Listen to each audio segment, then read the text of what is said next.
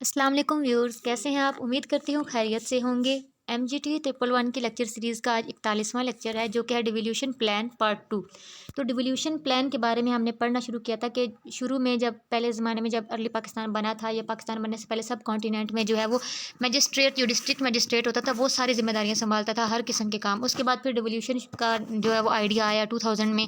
और डिवोल्यूशन का मतलब क्या था कि कुछ लोकल गवर्नमेंट्स बनाई जाएँ और उनको कुछ जिम्मेदारियाँ दे दी जाएँ कि वो ज़िम्मेदारियाँ निभाएँगे। इस तरह जो है वो गवर्नमेंट जो है वो उसकी ज़िम्मेदारियाँ कम हो जाएँगी। डिवोल्यूशन हमने पढ़ा, फिर हमने ये भी पढ़ा कि लोकल गवर्नमेंट क्या-क्या काम करेगी अपने जो सतह लेवल पे।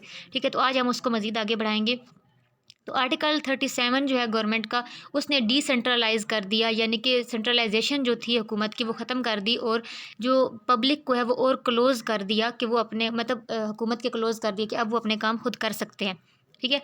तो ये जो चेंजेस किए गए, ये डिवोल्यूशन प्लान 2000 में क्रिएट किया गया कि लोकल इंस्टीट्यूशंस बनाए जाएँगे और उनको एम्पावर किया जाएगा, उनको पावर दी जाएगी कि वो खुद डिज़ाइन करेंगे अपनी डेवलपमेंट स्कीम्स। ठीक है? और ये किसके ज़रिए होगा? लोकल गवर्नमेंट के ज़रिए होगा। ज़ाहिर-सी बात है, पब्लिक तो अब ये नहीं करेगी ना, तो कुछ लोकल गवर्नमेंट्स बनाएँगी जिनके ज़रिए ये काम होगा। तो 100 डिस्ट्रिक्ट्स थीं, जो अब उनमें क्या हो गई कि 6458 लोकल गवर्नमेंट्स बना दी गई, 4 सिटी डिस्ट्रिक्ट्स बना दिए गए, 306 तहसील म्युनिसिपल एडमिनिस्ट्रेशन बना दी गई, 29 सिटी टाउन बनाए गए, 6022 यूनियन एडमिनिस्ट्रेशन बनाई गई। यानी इस तरह लोकल गवर्नमेंट बनाएगी, इतने ज़्यादा इदारे बना के। फिर इनमें जो है वो ज़िम्मेदारियाँ तक़सीम कर दी गईं। ज़िम्मेदारियाँ तक़सीम करने से क्या है कि हुकूमत का काम कम हो गया। अब ये जो डिवोल्यूशन प्लान आया, इसकी वजह से फिर ज़्यादा जैसे कि अब इतने ज़्यादा इन्होंने नए इदारे बनाए, तो फिर बहुत सी चीज़ों को रिफ़ॉर्म करना पड़ा, उनको रीस्ट्रक्चर्ड करना पड़ा। पॉलिटिकल रिफ़ॉर्म्स भी हुए, फाइनेंशियल रिफ़ॉर्म्स भी हुए, और एडमिनिस्ट्रेटिव रिफ़ॉर्म्स भी हुए। यानी कि इदारों में भी तब्दीली आई, पॉलिटिकल तरीके में भी तब्दीली आई, और फाइनेंस जिस तरीके से पहले डिस्ट्रीब्यूट होता था उसमें भी तब्दीली आई। ठीक है? तो अब जो पॉलिटिकल रिफ़ॉर्म्स हैं, इनको जो है वो हेल्ड इलेक्शंस ऑफ ये इलेक्शन किए गए यूनियन काउंसलर्स के कि 1,26,462 न्यू यूनियन काउंसलर्स आए। ठीक है? इनके इलेक्शन हुए, इनको जो है वो इलेक्ट किया गया, और इन्होंने फिर जो है पॉलिटिकल रिफॉर्म्स जो है वो इंट्रोड्यूस करवाए थे। अब सबसे पहले ये देखते हैं कि डिवोल्यूशन प्लान का मकसद क्या था? क्यों डिवोल्यूट की गई पावर, क्यों लोकल गवर्नमेंट को ऊपर लाया गया? मकसद क्या था, मतलब क्या था इस चीज़ का? To introduce new blood into political system, यानी वो जो एक सिस्टम चल रहा था कि हर बार एक ही पार्टी ने और उसी बुजुर्ग ने ही लेके चलना है मुल्क को, या वही ख़ानदान लेके चलेगा, इस चीज़ को ख़त्म करना था।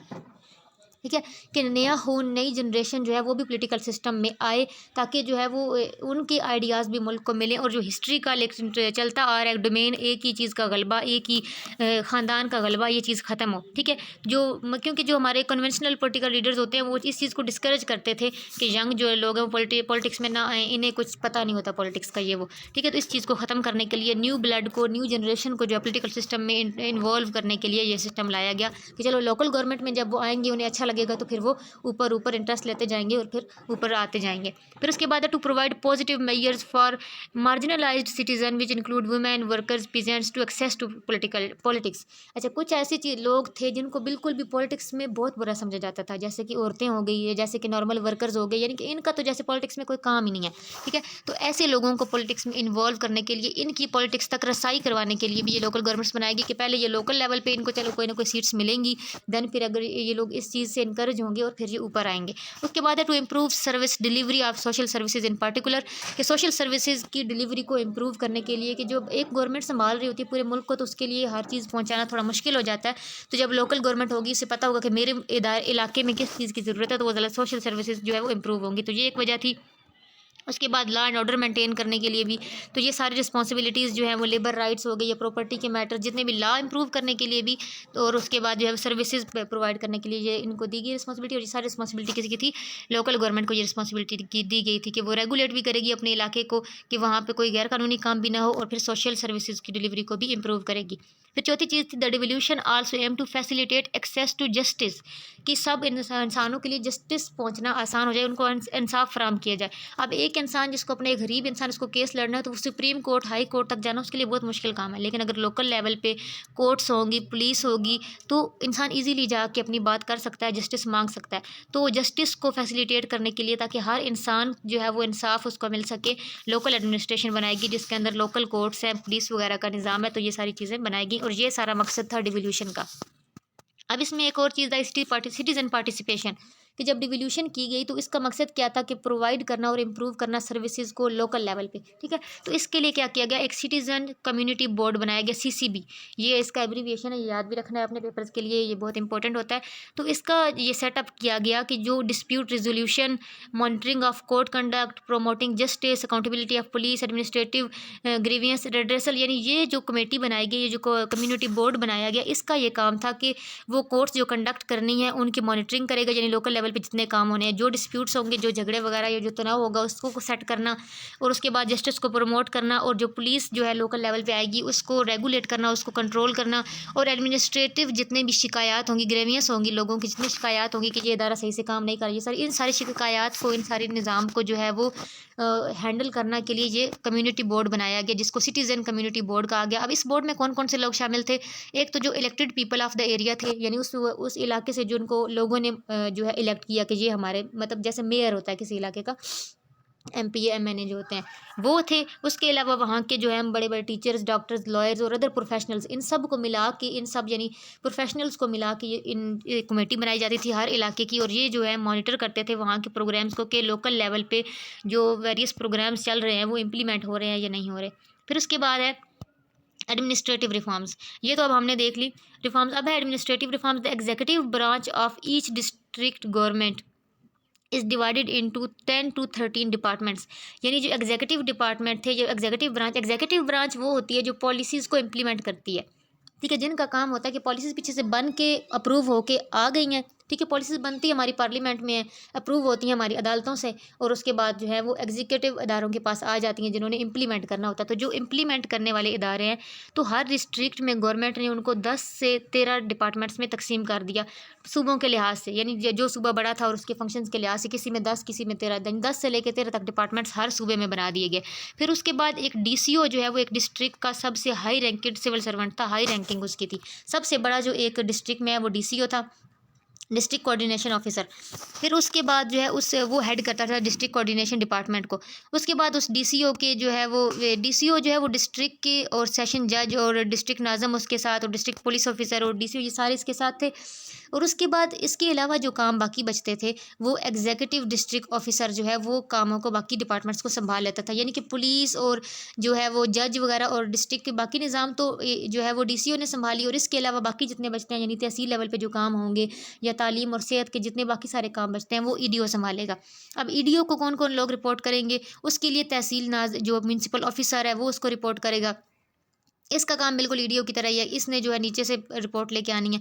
अब जो तहसील म्यूनसिपल ऑफिसर है इसको रिपोर्ट करेंगे टाउन ऑफिसर्स 4 थे, जो है एक था टाउन ऑफिसर वो रेगुलेशन देख रहा है, एक इंफ्रास्ट्रक्चर को देख रहा है, एक फाइनेंस को देख रहा है, एक प्लानिंग को देख रहा है। तो ये चारों जो टाउन ऑफिसर्स हैं ये जो तहसील म्यूनसिपल ऑफिसर को रिपोर्ट करेंगे, और ये जो है EDO को रिपोर्ट करेगा, और EDO DCO को रिपोर्ट करेगा, यानी कि DCO जो है वो एक पूरा हैंडलर है डिस्ट्रिक्ट का। तो ये इस तरह से एडमिनिस्ट्रेटिव रिफॉर्म की गई, ये एक चेंज किया गया एडमिनिस्ट्रेशन में, यानी कि इदारों में ये चेंज लाया गया।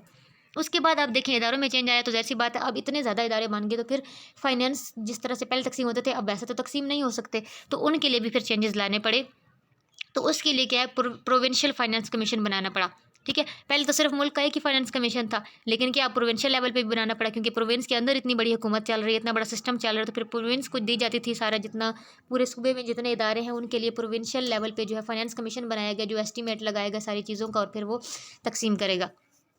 तो 2003 में जो है ये फाइनेंस कमीशन बना। उसके हिसाब से फिर जो है पंजाब को 39.8 इसके डिस्ट्रिक्ट्स को मिलेगा, सिंध की 40.0 इसकी डिस्ट्रिक्ट्स को मिलेगा, और खैबर पख्तूनख्वा की भी 40.0 डिस्ट्रिक्ट्स को मिलेगा, और बलूचिस्तान में भी इस तरह जो है इनके डिस्ट्रिक्ट्स में जो है इनकी पॉपुलेशन के हिसाब से जो है वो इनको जो है वो फाइनेंस दिए जाते रहे। अब हम देखेंगे कि लोकल गवर्नमेंट की रिस्पॉन्सिबिलिटीज़ एक दोबारा बताई गई हैं कि एलिमेंट्री और सेकेंडरी एजुकेशन को मेंटेन करना, हेल्थ को मेंटेन करना, एग्रीकल्चर ज़राअत को देखना, और उसके बाद जो है वो इंट्रा डिस्ट्रिक्ट रोड्स वगैरह जो हैं उनको सेट करना, टाउन एंड तहसील जो हैं वो उनमें जितनी म्यूनसिपल रिस्पॉन्सिबिलिटीज़ हैं, लोकल रोड्स और गलियाँ और water supply system, sewage system, sanitation system, इन सब को इम्प्रूव करना।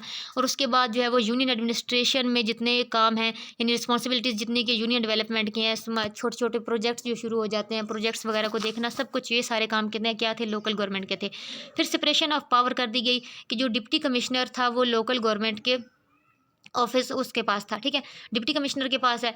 अब उसमें जो है वो executive, magisterial, judicial, development function सारे उसके पास होते थे। ठीक है, तो शुरू में मैजिस्ट्रेट ये सारे सिस्टम संभालता था, लेकिन अब क्या कर दिया गया कि जो हमारा डीसीओ है उसको जो है वो उसने मैजिस्ट्रेट की जगह ले ली और ये सारे काम जो है ये अलग-अलग कर दिए गए। पहले एक ही इंसान करता होता था, लेकिन अब जो है ये अलग-अलग कर दिए गए। यानी कि जो जस्टिस के लिए जो है डिस्ट्रिक्ट और सेशन जज वगैरह रख लिए गए, तो हर काम के लिए अलग-अलग लोग आ गए। पहले तो ये सारे काम एक ही थे, तो यहाँ पे सेपरेशन ऑफ पावर होगी, क्योंकि पहले तो ये सारे काम जितने भी थे, चाहे जस्टिस का हो, चाहे मैजिस्ट्रियल हो, एग्जीक्यूटिव हो, डेवलपमेंट हो, सारे फंक्शन एक ही बंदा करता था। लेकिन अब क्या है, पावर को जो है वो सेपरेट कर दिया गया, सेपरेशन कर दी गई कामों के लिहाज से। फिर उसके बाद पॉलिटिकल रिफॉर्म्स भी हुए। पॉलिटिकल रिफॉर्म्स में क्या है कि जो है वो पॉपुलेशन के लिहाज से यूनियन काउंसिल्स बनाई गई। ठीक है, यूनियन काउंसिल्स के साथ उनके फिर यूनियन काउंसलर इलेक्ट किए गए, यानी 25,000 यूनियन काउंसिल्स बनी। फिर 1,26,462 न्यू यूनियन काउंसिल्स इलेक्ट किए गए और हर यूनियन काउंसिल के 21 डायरेक्ट जो है डायरेक्टली इलेक्ट किए जाते थे मेंबर। और बाकी जो है जैसे ज़िला कौंसल होती थी, ज़िला से फिर उसका नायब नाज़िम और उस कौंसल में तो बाकी जो 19 सीटें होती थी उनमें जो है वो 4 औरतें होंगी, 6 सीटों पे जो वर्कर्स या पीजेंट्स होते हैं वो होंगे, उनमें से फिर एक औरत की और एक सीट जो है मिनॉरिटी की होती थी। तो ये सारी रिफॉर्म्स की गई, यानी पॉलिटिक्स में भी सारी चेंजेस लाई गई।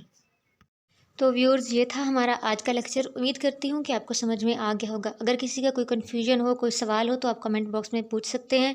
अगर वीडियो अच्छी लगी तो कमेंट करें, शेयर करें, लाइक करें और चैनल को सब्सक्राइब करें। अगले लेक्चर तक के लिए अल्लाह हाफिज़।